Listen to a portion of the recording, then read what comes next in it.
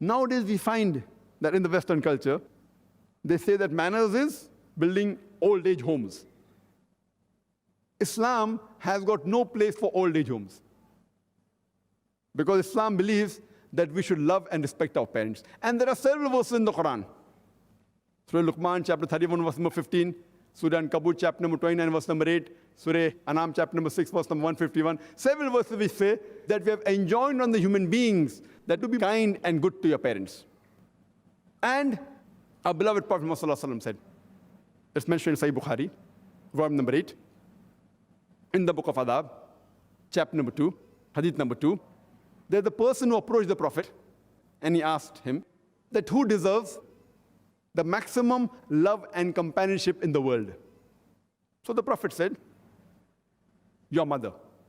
The man asked after that who? The Prophet again repeated your mother. The man asked after that who? Again the Prophet said for the third time your mother. The man asked after that who? Then the Prophet said your father. 75%, 3/4 of the love and companionship goes to the mother. 25%, 1/4 goes to the father. In short, mother gets the gold medal, she gets the silver medal, as well as the bronze medal. The father has to be satisfied with a mere consolation prize. So Islam teaches that we have to love our parents, and especially as far as companionship is concerned, the mother gets 3 times more. So in Islam, there is no place for old age homes. So whatever manners and etiquettes that we teach our children, it should be in line with what our Creator Allah subhanahu wa ta'ala wants.